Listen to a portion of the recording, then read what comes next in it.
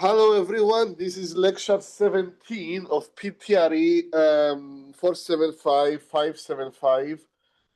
Let me move the camera a little bit. Last time we stopped at a very nice point. We discussed fracture initiation and we sort of wrapped up. We said that it depends on the stresses at the point of that fracture initiation. At a classroom level, which is basically where you guys are, either graduate students or rising or seniors about to graduate, potentially becoming graduate students. The level that we can go is basically we can, where is it? Let me find that slide I was talking about.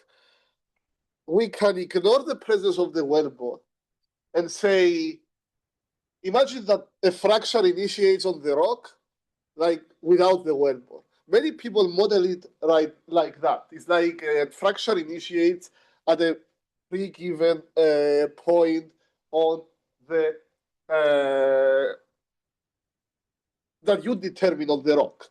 In this case, you have to beat the least compressive stress, which would be, if you have normal faulting or strike slip faulting, it would be SH mean. If you have reverse faulting, it would be SV. And then your fracture initiation pressure can be modeled as SH mean plus T. Now, if you initiate a fracture and then you try to initiate, you remove the pressure and you go again, you are basically reopening the fracture, so you don't need to deal with tension, the tensile strength of the rock anymore. The rock is already cracked. That is it, yeah. Now, and this is basically, we ignore the presence of the wellbore completely. Now, we can add 1 degree of complexity to it and then incorporate the presence of the wellbore. Then I have this sweet tea I have is like a wellbore. Imagine that the fracture will initiate from the wellbore walls. So what I care about is the stresses on those wellbore walls at RW, R equals RW. So if I want to consider a longitudinal fracture, a red longitudinal fracture, I will use this equation, set it equals to minus T, and then solve for PW as if the PW is FIP. And that will be an expression for the FIP. If I want to do transverse, and that, by the way, is a two-dimensional solution. Okay, it's a fully analytical two-dimensional solution because those equations are assuming a two-dimensional solid. And you're going to tell me now the wellbore is 3D clearly. Why do you say 2D? You assume that the wellbore length is so long compared to the radius that the strains that you induce along the wellbore length are infinitesimal because the strain is displacement divided by the initial length. The initial length is so high that basically no strain along the wellbore is considered. So you have strains only in the x and the y direction or the r and the theta direction. That's why we call this the plane strain theory, which is what was applied for these equations to be derived by Hubbard and Willis, 1957. Okay. Now, if I try to do the same thing for a transverse fracture, I have a problem because I don't have any PW. I can set this blue equation equals to minus T, but then the next step is impossible for me. I don't have a PW. So what will I do? I cannot do it with this equation. Now, there is more complicated version of these equations. If you incorporate dynamic effects like poroelasticity and some other stuff that create PW terms. And that goes a little bit more into more like research kind of. But hypothetically, if I give you another equation for sigma yy that incorporates PW, you can give me an expression, you can derive for me an expression for FIP for a transverse fracture initiation. There is several ways you can do that. It's just I don't show you on those slides because it's like more complicated model, slightly more complicated model, not crazily more complicated model.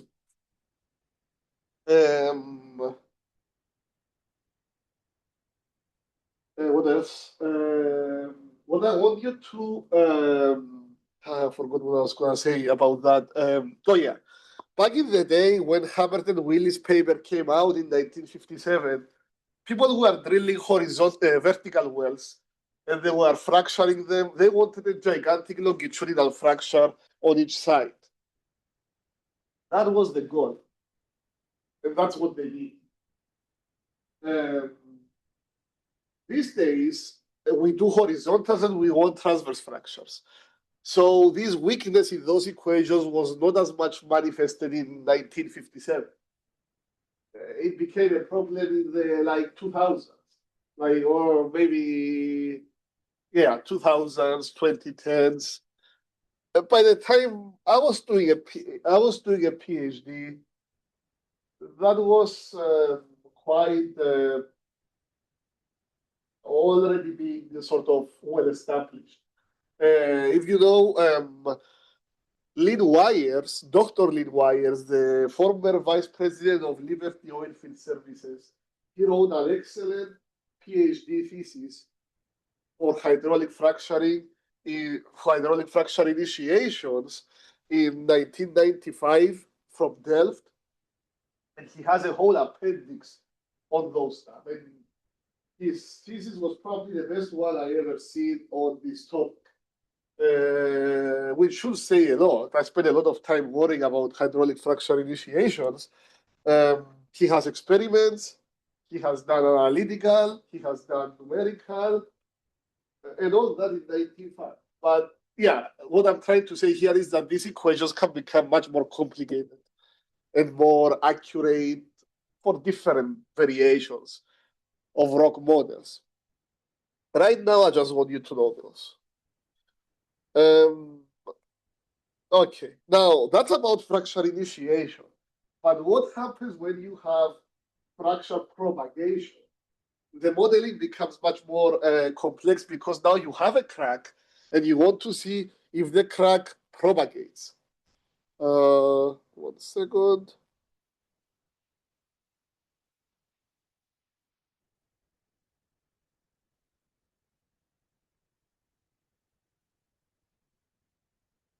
Uh,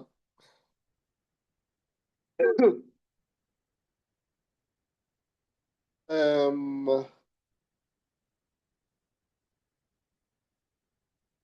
let's see. You have a crack. I don't want to use words that you are not familiar with. That's why I'm thinking now. It's like a discontinuity on the solid. It's no longer a solid. It's a solid with a crack in it. And you are trying to propagate this crack, make it grow. So it's a little bit of a different sort of model. And it's very difficult to do that analytically. When I say analytically, I mean mathematically, like with one equation, just like you do with the initiation. You need to you need to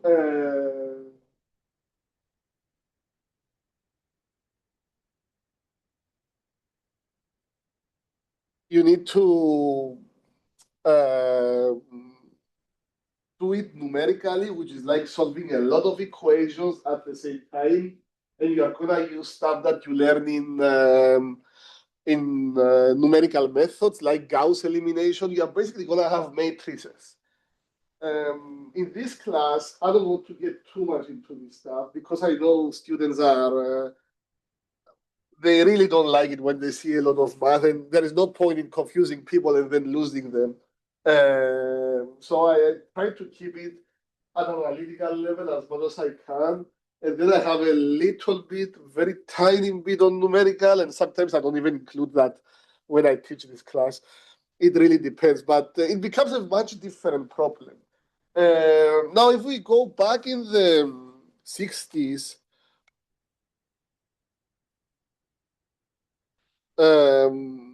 people try to simplify the way the fracture grows, the shape, to simple shapes. Okay, one example, the simplest possible shape is what we call a coin shape. A coin, like a quarter, and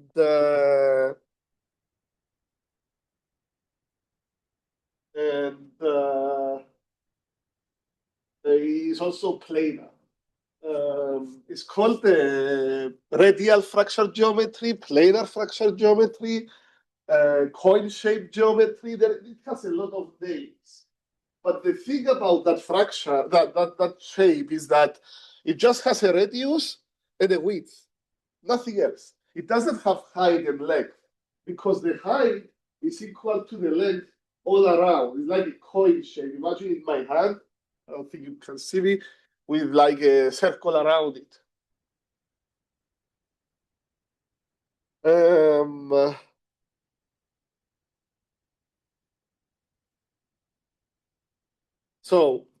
it's a little bit of an easy shape to deal with because you don't have three variables. You have only two variables, radius and thickness. And mathematically speaking, okay, a coin shape, most simple model with the radius unchanged, with around the circumference of the well. And this is the equation. Now, I know these equations are ugly. And the way I'm giving you these equations, they are inconsistent units. So it's better, and we're going to see a homework question on that to get you accustomed to it. It's not that hard. But if you change it, if you try to change that to oil-field units, you need to remember to raise the conversion factors to different power, and uh, and it's almost impossible to get it right.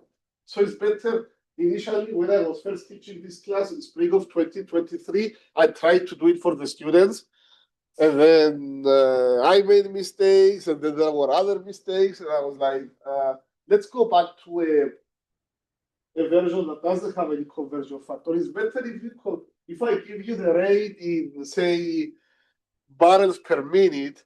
It's better if you convert that rate to cubic meters per second or something, or per minute, I don't know, per second, SI units, than trying to fix that equation. It's very complicated. And also the derivations to those equations, I used to want to show them in class. It's so hard. So hard. It's very, very challenging equation. But anyway, you have some variables here that you are familiar with, like G, the shear modulus, QING, that's the injection rate, and then 1 minus Poisson's ratio. Remember, Poisson's ratio can never be bigger than 0.5. And for us, it would never be negative. And U is the viscosity. Viscosity, for instance, if I give it to you in centipoise, you can convert it to Pascal. Say what? Good. Good. And the time for which the fracture is propagating. Now, you can create if you are, some of you are very technologically savvy and you write like writing codes in Python and MATLAB. Back in my day, it was MATLAB. In your times, I think it's Python. Well, it's very much Python. Before me, it was something called Fortran. You can create shapes that you can make a simulation run with time, and you can see the fractions growing as a coin shape. It's not that hard, actually. You just create a figure, and then you create a loop. So the figure is being recreated again and again, and then basically shows the fracture growing, and you can very easily understand how the shape looks like. Okay. Now we up a notch complexity. We up complexity a notch. And what we see is that we no longer have radius. We have height and length. Those are very different. Remember this page? You can see me. Okay. Height and length. Or it can be like this, length and height. But they are not radius. They are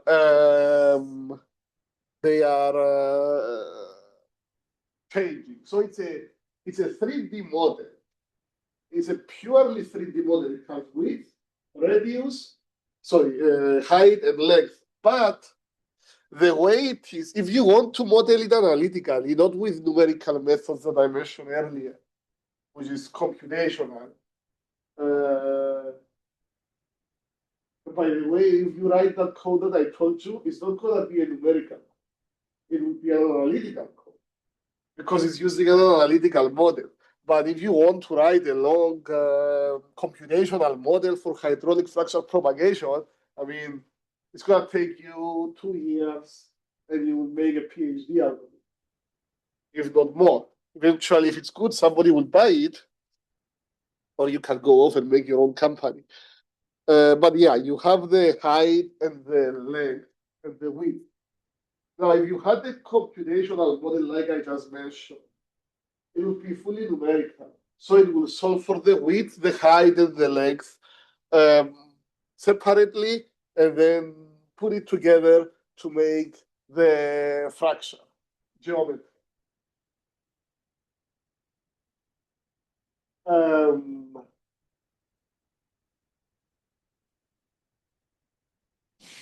If we don't have this luxury, okay, we don't have this computational model back when these models were created.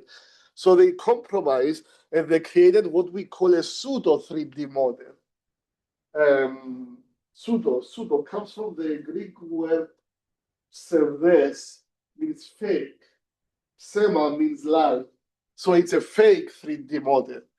It's a 3D model, but one of those properties depends on the other. So it's like the height depends on the length. And they cannot be calculated independently. So the name of that model, this particular model, is one where the height of the fracture is bigger than the length. Actually, this picture doesn't do it justice. It shows the fracture exactly the opposite. This model, Kristonovich, Gerstmann, de Klerk, KGD, as it's called, don't make the mistake and call it KGB. It's for a fracture that is like this. If you can see the camera that shows me, the height is very, it outweighs, it's dominant in height compared to the length. The fracture is dominating in height compared to length. And so basically, Gerstmann and de Klerk wrote the paper in 1969, and then Kristonovich modified their model, so it became KGD. So G and D were together, and then K came by and modified it. The height doesn't change along the fracture length, but the width changes. Okay, the width is becoming smaller and smaller. As you approach the tip, where the width is basically nothing. It's a more complicated model than the coin shape, and obviously it would be a much more complicated equation, which we're going to see on the next slide. But like I said earlier, it's good. Excuse me. When the height of the fracture is bigger than the length of the fracture. This was good for vertical wells back in the day. Obviously, in 1969, there was a lot of vertical wells stimulated, and what they wanted is a gigantic whole longitudinal fracture on the sides of the well. So this is the well. I want it fracture like that. And this is what they were going after.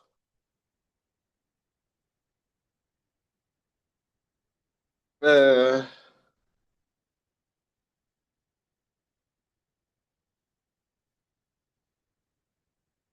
um, the width doesn't change along the height. Remember that we said the width changes along the length, it becomes smaller. It doesn't change as you go up and down the fracture. So the width, if you can see me, the width I see here is the same width I have here. Is the same width I have here. Is not the same width I have here. Here. Here I have like nothing, no width. It's the tip of the fraction. Uh, This is the equation for the maximum width, which is on the wellbore radius. This is quite an important equation because the width of the fracture, the way the fracture opens, um, well, we're gonna call it, we're gonna talk about it later, but the way the fracture opens is pushing against SHV, right? The smallest, the least compressive stress. Or if it's a reverse folding, it's pushing against SV. This push changes the value of SV, changes the value of SHV. And we call that stress shadowing. So stress shadowing, you don't need to know. You need to know what stress shadowing is. But if you take this width and you multiply by the Young modulus of the rock, you basically get the stress shadowing. Like how much the in situ stresses are affected.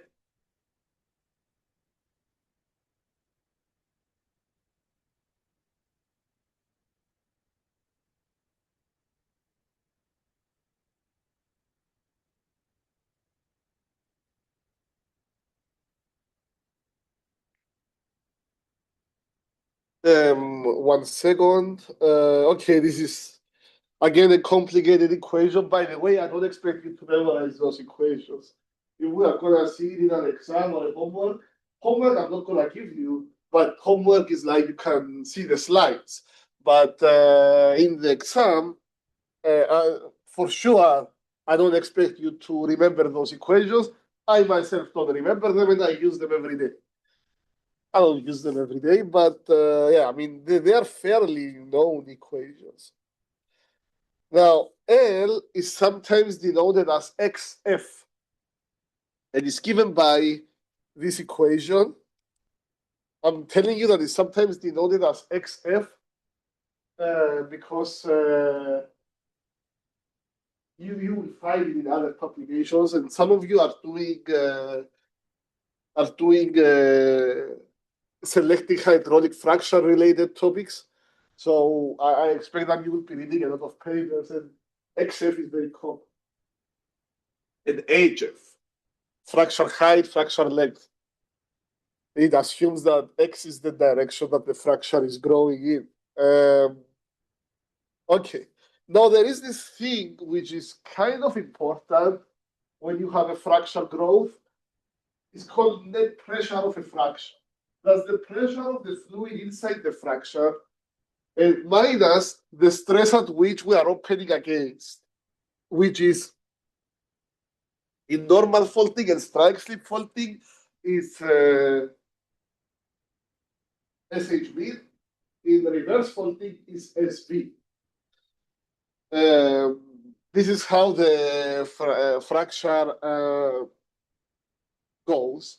Now, remember from our module 1, we discussed, and there was a question about that in the exam as well, like about how do you estimate the S3? Sometimes it's SHB, sometimes it's not, etc., etc. But there is several ways when you do a league of tests. And we said for this class, we assume that SHB is equal to ISIP. Some people say it's equal to league of pressure. Some people say equal to fracture closure pressure. Some people say draw a tangent at ISIP, draw a tangent at FCP, and where those two meet, that would be is a tangential. And there is a lot of debate going on in the academia mostly, not industry.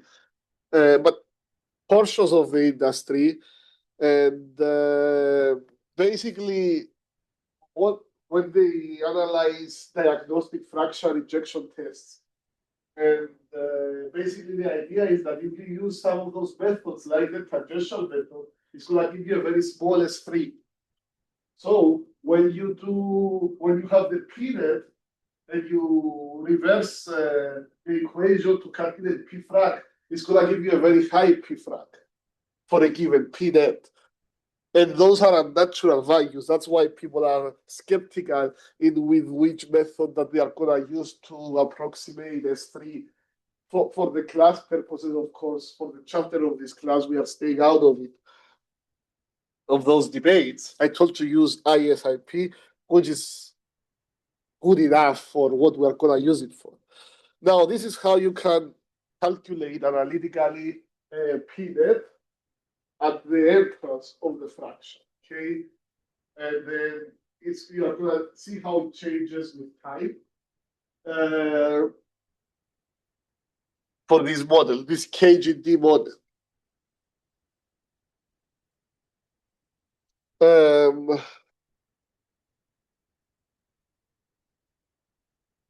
next model is very commonly used today. It was made in 1972, but is still used today.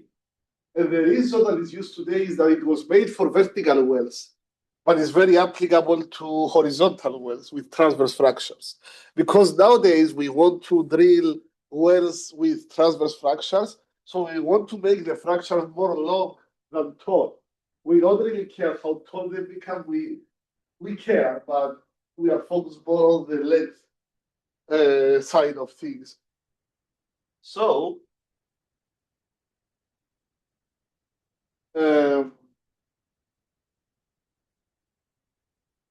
this is a little bit, it's like the opposite or the inverse, in a sense, of KGD. So the fracture is long than tall. And the way it is that the width changes with the height of the fracture. So if I'm here, I see a different width than I see here, and I see here, and I see here. Obviously, the width that I see on the center of the fracture will be the highest, and we are going to see equations for that. These days, or back in my day when I was a student 10 years ago, as a graduate student, there was a lot of classmates of mine, office mates, that were writing codes for modeling hydraulic fractures from transverse fractures from a horizontal well. And they will say that the fracture initiates, and at the initial stages of its growth, it has a more of a coin shape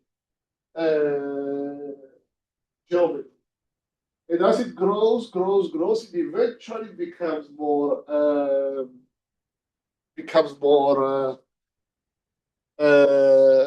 PKN. So PKN is more commonly used today.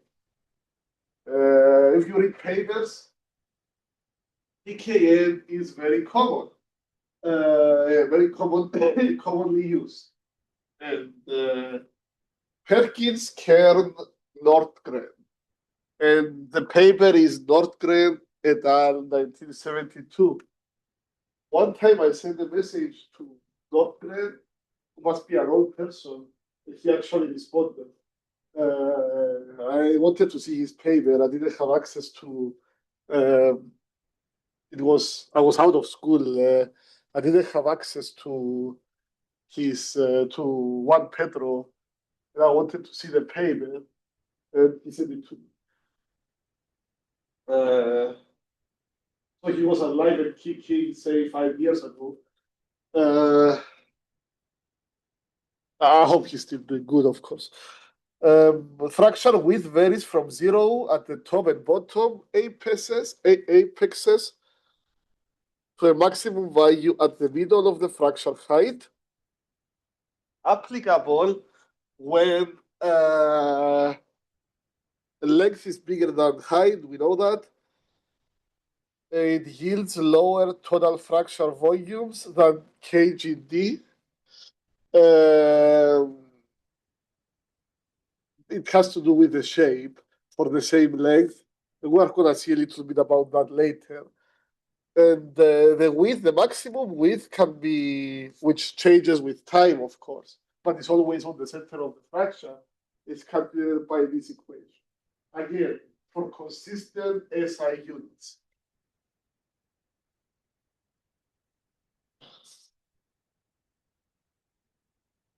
And you'll see in the homework how we use these equations.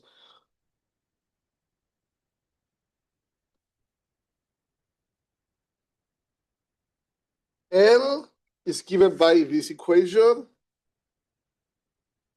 and the P net is given by this equation. And remember that P net is, essentially speaking, P frac minus S3. So if I give you P net and I give you S3, you can give me P frac. P frac is the fracture pressure, is the pressure of the fluid inside the fracture.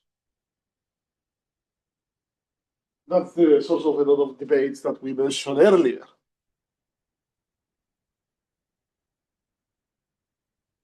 Any questions on those? I think it's pretty straightforward, just like ugly equations that you have to plug in the numbers and find out the result.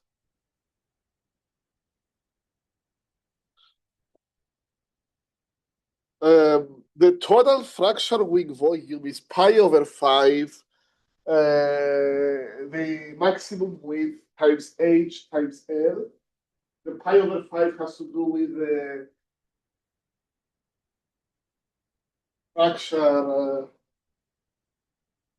fracture, shape. Now, it's a fracture wing. Okay, that's, sorry.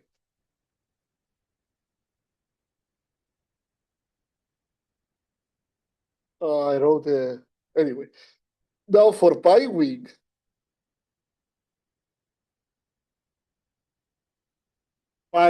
two wings. For pi wing fractures, sorry for my handwriting, you use 2. So 2 pi over 5, because you have a fracture here and a fracture here.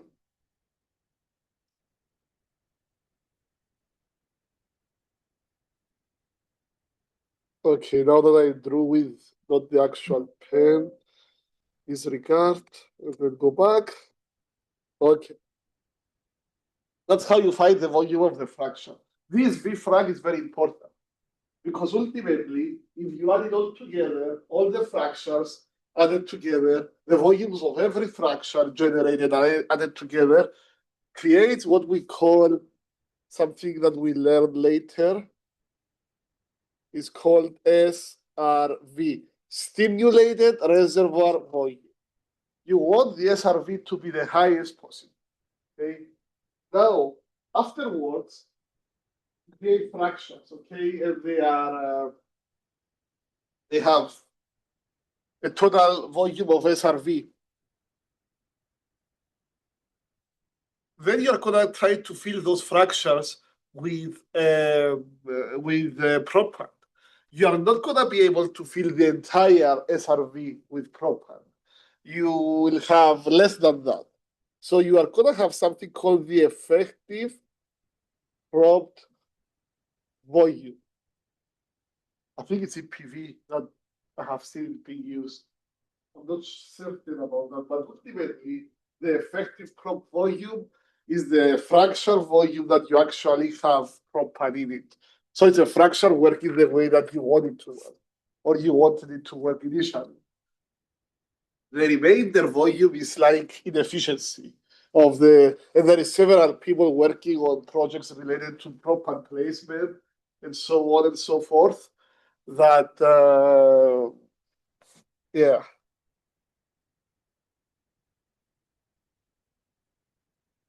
Some comparisons between the 3 models that we saw, radial, KGD, PKN. We see here from Brady et al., 1992, and I took them from Nicolas Espinosa's website, which is a very, very good and informative website on geomechanics.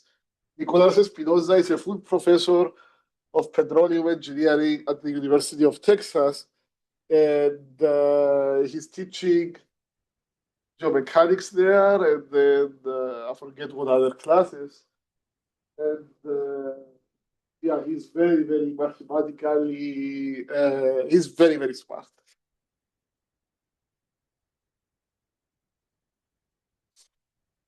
Now, some comparisons. Okay, let's just start from radial. So I'm starting really from the bottom. If you see where the mouse is, I'm starting from here. When the fracture length and the height are equal, you better use radial or coin shape, as it's called. It makes it easier. It makes things easier, and the mathematics are easier. Why not?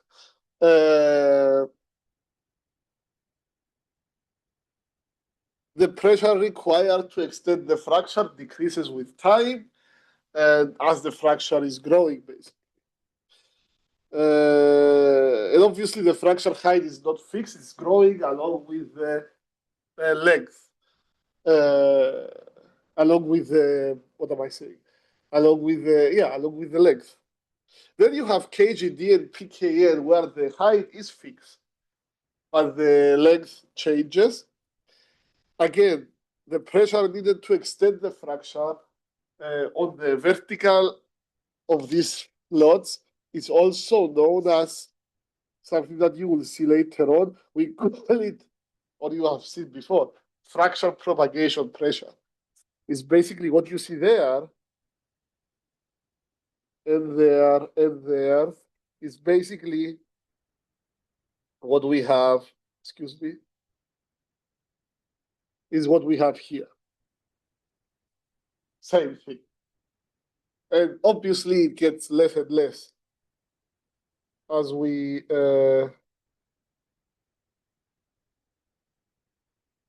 move on. Let me just see. Oh, I made the same mistake again. Really sorry, guys. Okay. Okay, it got away.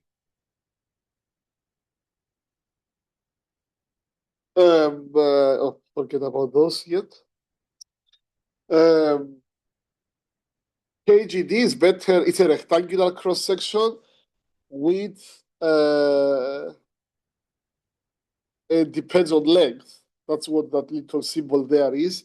It's more appropriate when the length is smaller than the height. So I will use it in vertical wells personally if the fractions come out the way I want them to come out.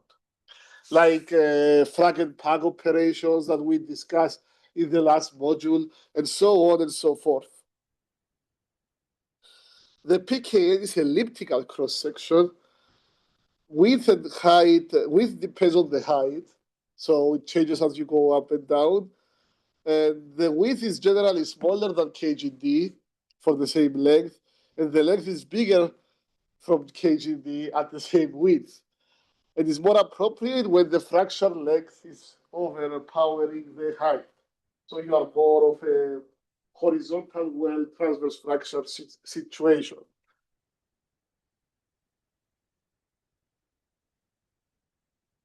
Fracture geometry can be affected by fluid leak-off. So in the tip of the fracture, we call it the crack tip or the hydraulic fracture tip. There is fluid leaking into the surrounding formation before the fracture keeps opening, Just like when we do a leak-off test. We stop the leak-off test when we see the fracture leaking. But we know that we may already have a fracture. So it's like a little bit of time before the fracture initiates, you get fluid leaking into the surrounding formation. You have never seen anything about leak-off, mathematically speaking, in this class. And I don't think you have seen one in geomechanics either. We will see. There is a very famous model for leak-off. It's called the Carter leak-off model. don't think we show it in this. I think we mention it, but we don't really go through it very much. But if you want a nice, reliable fracture propagation model, you will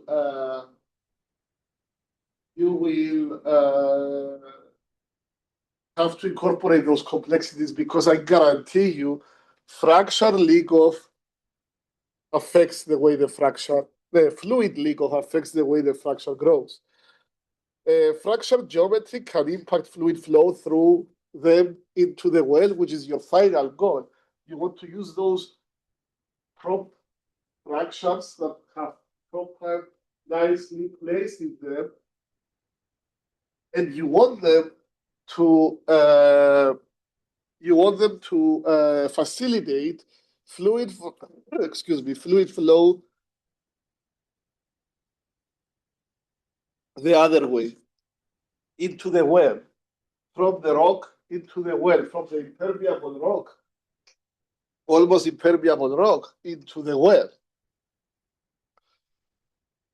Okay, this is where we talk about the Carter equation. So the undergrads that took 411 from me will remember when I did the API filter press test, which was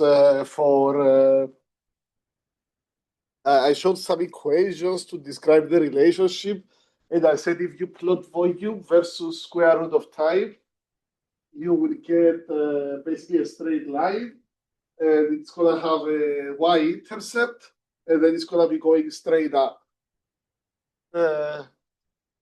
Basically, what I'm saying, the same kind of equations, has the same sort of background.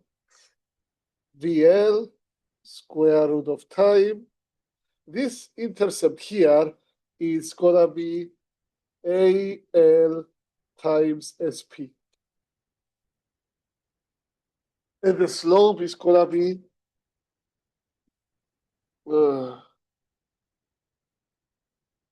AL to KL.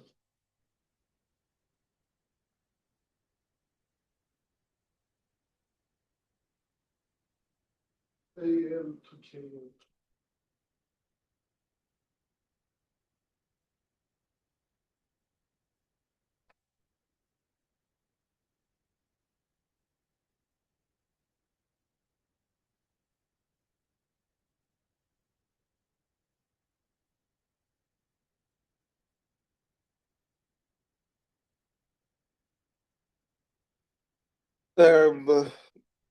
Yeah, so it's fairly simple relationship. Then you can incorporate it in your computational models, let's say, fairly easily, and it's needed. Carter, I believe, is 1952 or 72. 70. By the way, both the Carter Leakoff model, and the API filter press test, the mathematics behind it is Darcy's law. So it's basically the fundamentals are the same. They have the same DNA. AL is the area of Leakoff, KL is the Carter's Leakoff coefficient, SP is the spontaneous fluid volume.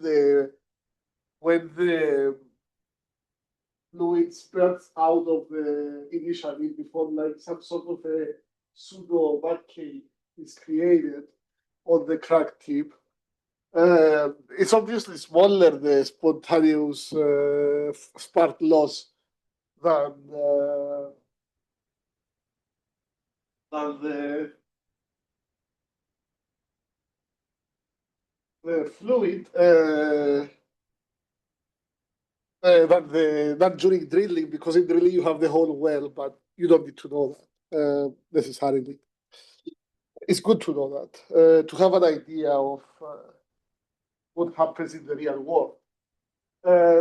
So we have an efficiency of fluid injection. Not all the fluid I'm injecting generates fracture. Some of it gets lost into the rock formation, Obviously, it's going to be less fluid loss in shale, which is impermeable, than in the sandstone, let's say, or carbonate, but very easy to calculate fluid efficiency. It's given by the Greek letter eta, and it's given by the volume of the fractures divided by the volume I injected. So SRV, basically, divided by the total volume injected.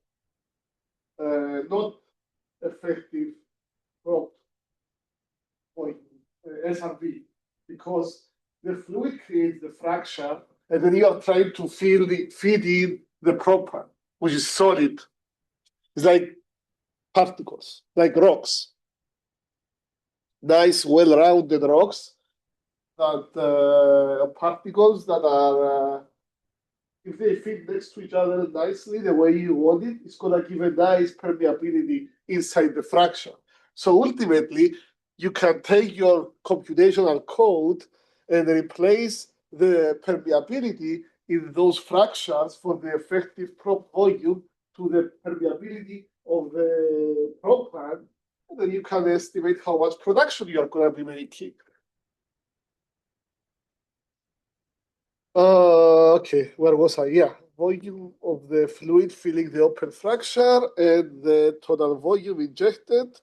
If you are injecting at Q, the volume will be QT, but the Q may be variable, right, in real life, obviously. There are all sorts of complexity, all sorts of.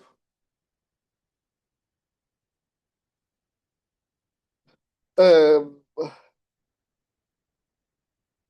Now, when it comes to fluid flow through an open fracture, which is the step I was mentioning, the step that follows, pushing the by the way, I opened the fractures, I filled them with propan. I did that in multiple frac stages. And then I brought another company to do flowback to remove the fluid from the well. And now I'm switching into production. Okay, so now I want to model, let's say, how do well, I will model analytically, but yeah, the more complex, the more complicated cases than that will require numerical computations.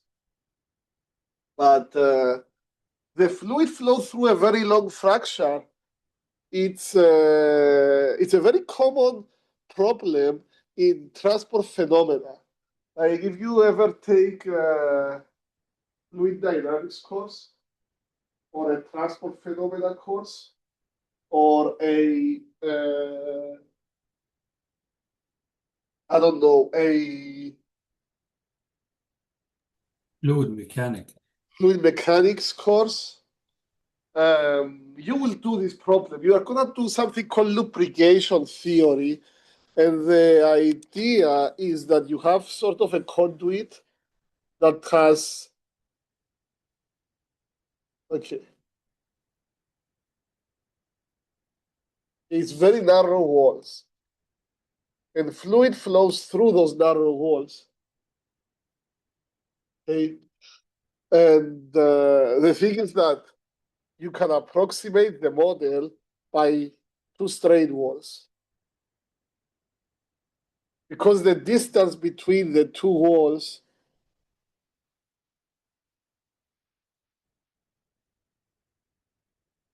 is very small.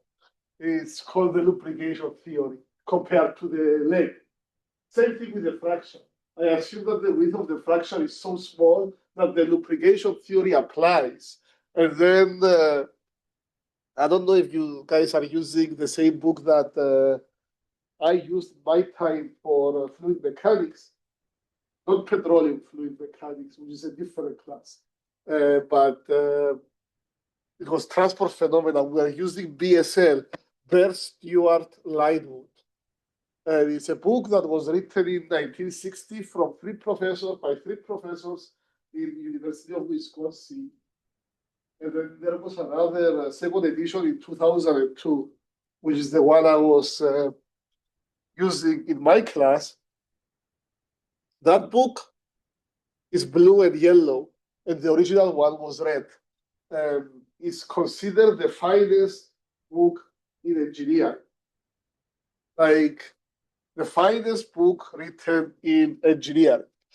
And it's so well worked that during the introduction, if you take the first letter of every sentence, you are gonna get like a hidden message. It has hidden messages in them or in the pictures, etc., etc., and very very good problems, mathematical problems at the end of every chapter. Very very comprehensive. In the University of Texas, one of the qualifying exams for the PhD students to advance to candidacy is in advanced transport phenomena. So you understand that we were spending a lot of time with that book back then. But yeah, lubrication theory, I'm mentioning that book because it has the derivation for this equation that I'm going to show, which is fairly simple. Fluid flowing through laminar plates. You assume that the fluid is laminar, the flow is laminar, the fluid is Newtonian, flow rate Q frac, fixed width. This is the equation that you are arriving to. So Isn't it the Darcy equation, right? no, no, this is not a Darcy equation because the Darcy equation is fluid flow through porous media. Right. This is an open two plates.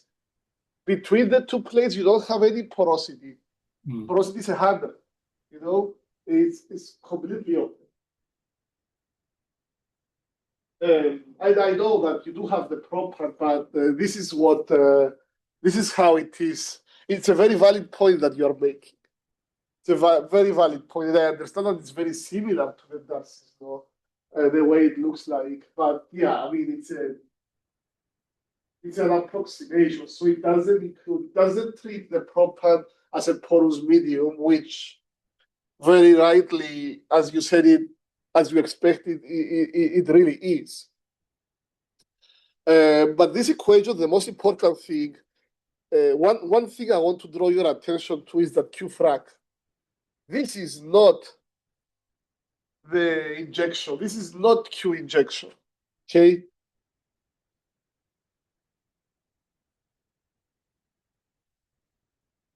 This is not Q injection.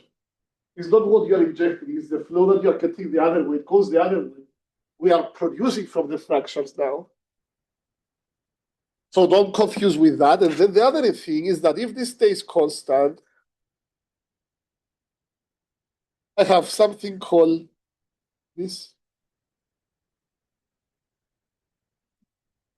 So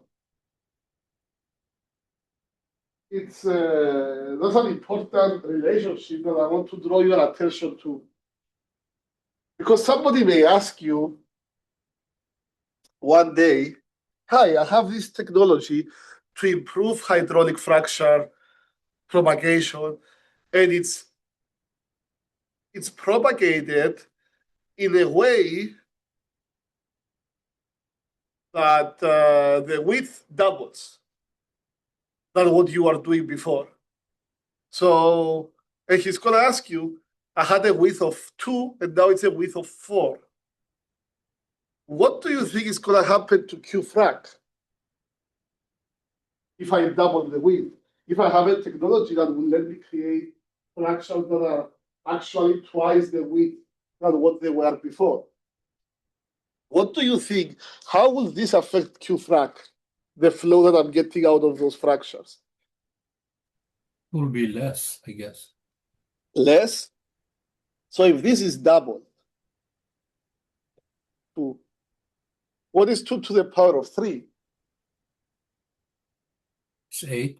8, exactly. Your Q frac will increase by 8 times. So if only you can actually make let's if actually you can take W and make it times 2, you are making Q frac times 8. Also, it will be increased 8 times. Yeah. Okay. So this technology that somebody is telling you, if it's legit, it can help you a lot. Right? It can if you can make the width hypothetically 10 times bigger, you're gonna increase production from those fractures, everything else staying the same, which in the real world is unlikely. 10 to the power of 3, so it's gonna increase the production 1,000 times, which is what 1,000 is gonna be what 100,000%, something like that, like crazy increases. So and if you just double it, you get 8 times. And if you do it just 1.25, your production is gonna be, hey Siri, what's 1.25 to the power of 3? She's upset. Doesn't listen to me. But yeah, I mean, obviously the production would be, this is an area where you can gain a lot. That's what I'm trying to say here. If everything else stays the same.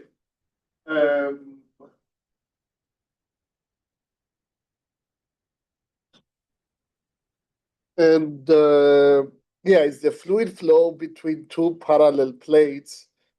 Mu is the viscosity, not the viscosity of your fracture fluid, but the viscosity of your oil or gas coming in. Or it's gonna be laminar flow, Newtonian fluid. It's viscosity of what you are producing through the fractures. And delta, excuse me, the delta P over L is actually dependent on the fracture shape a lot. So the stuff that we did in the previous slides earlier today on fracture geometries and stuff, they are very, very important. Very, very important. On this, it does bear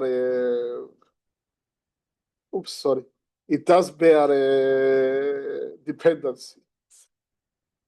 Now, okay, we have some time. Any questions of what I did so far today? Any outstanding questions or anything that I covered today? No, Okay. If you do have, let me know. Multifrac growth complexities. Now, we talk about one fraction, right? It's already very complex. Imagine if I have multiple fractions stacked next to each other. The problem is what I mentioned earlier in this lecture, something called stress shadowing, but also other stuff as well. Scientists and researchers, they like a lot stress shadowing because they can model it and they can play with it and manipulate it in their simulations and come up with recommendations, etc., etc. But the real world is much more complicated than that. You have things that are not that fancy to put into, and they are not easy at all to put in your models, like heterogeneity, anisotropy, non-uniformity properties, moving from one location to another. And then you also have one fraction affecting the other, not just by stress shadowing, but other reasons as well. So the reality for fraction growth is much harder than is very, very, very, very hard to model. In fact, there is several people who belong, and I'm included in that. We belong in the school of thought that says hydraulic fracture, you can model it. Hydraulic fracture initiation, you can model it mathematically. But hydraulic fracture propagation, and of one fracture, okay. But when you have multiple fractures propagating at the same time, you cannot really rely on doing it numerically, computationally. It's better if you do it probabilistic.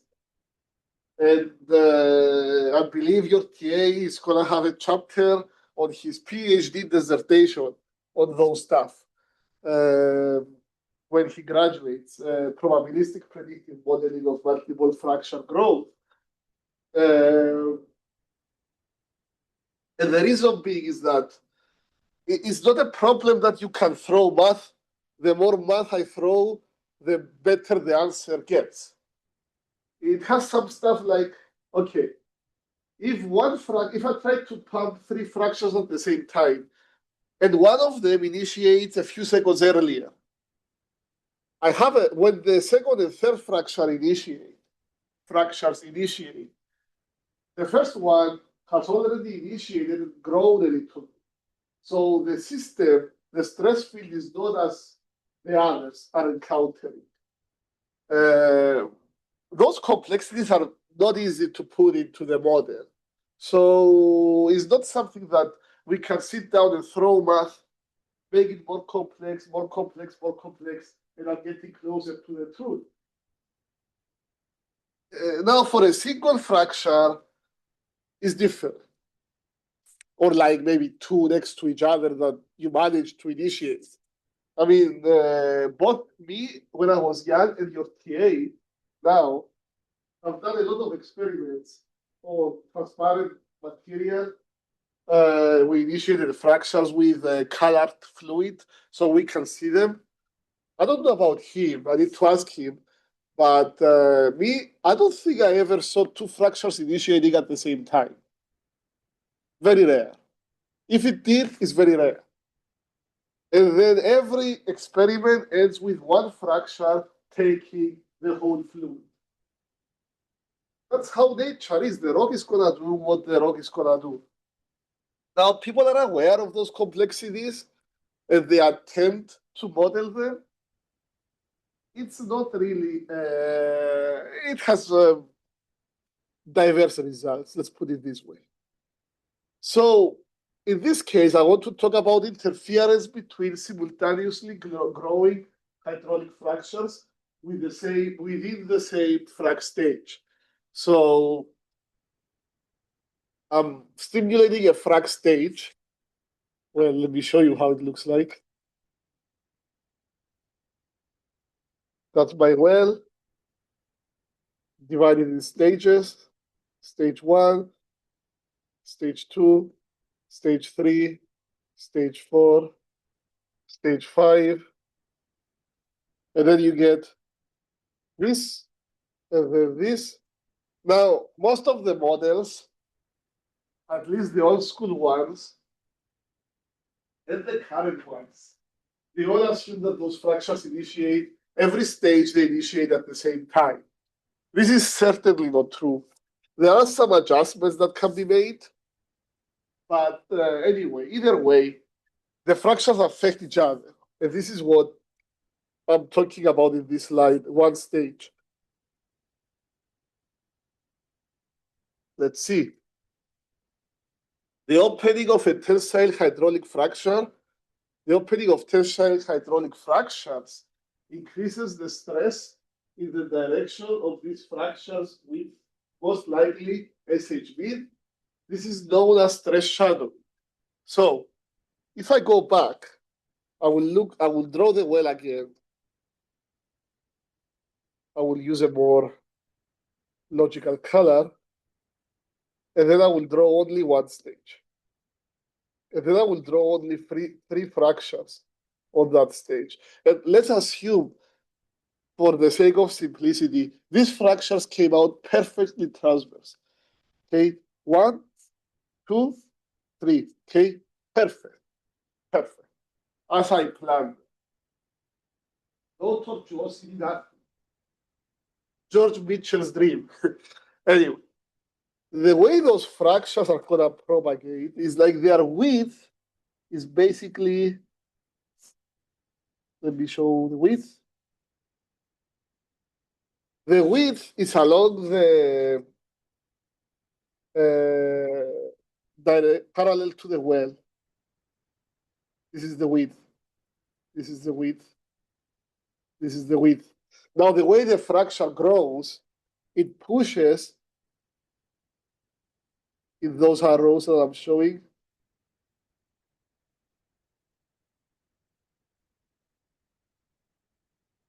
It pushes against the rock. This is also the direction of SHB. If I'm in a normal folding or strike slip folding place. Location. The way those fractures push against the rock, it increases the SH mean in that region. So if I come to this region and I measure SH mean, if I can do it reliably, I'm gonna get a bigger value for SH mean than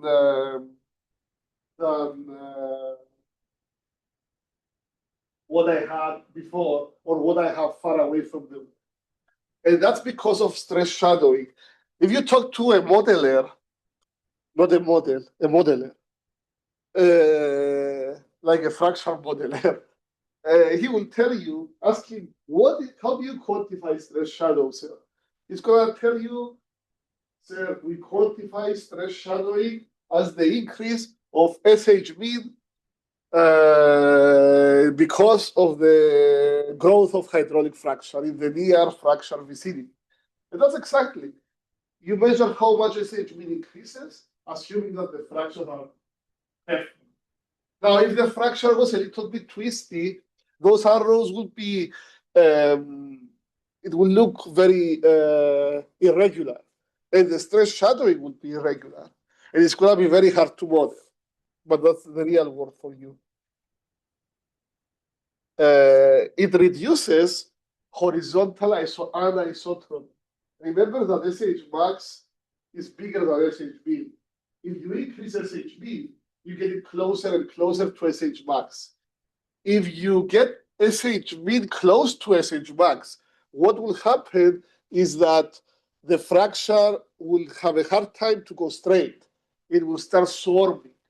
The bigger anisotropy helps a lot with the fractures, fracture growth to go straight, what we call planar. We get what we call hydraulic fracture swarms, turning, etc. Now, these are the complexities that we cannot easily model. We cannot put them in the computer code, this stuff. And certainly, we cannot do it mathematically very easily.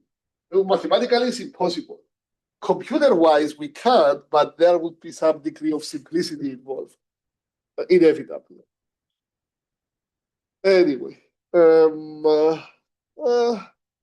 one last slide for today, since we are on the stress shadowing. I didn't know that we would make it to the stress shadowing today, but the effects of stress shadowing on multifrac growth is those: non-planar hydraulic fracture growth, hydraulic fracture swarms, hydraulic fractures ending prematurely, reduces the resultant stimulated reservoir volume, and ultimately it gives you less back. Okay, and I have to go because I have a deadline at 4. But this is one example of a complicated profile, how it looks like. And this is from Kan Wu's PhD dissertation. Kan Wu is now a food professor in Texas A&M University. She's teaching the same classes as I'm teaching here. And we have the same advisor in Texas. You see, these are certainly not straight fractures, and there is a lot of irregularity. But the complexities that you can have in the real world go well beyond that. Anyway, thank you very much, and I will see you all on Thursday. One item is that tomorrow office hours will have to end early because I have a faculty meeting. So I will leave at around 12:25. And yeah, but I'm available by email, and same thing about the TA, etc. So thank you very much. I will see you all on Thursday. Well, thank you, Professor. See you guys. Thank you, Donald. Thank you, Shamel. See you.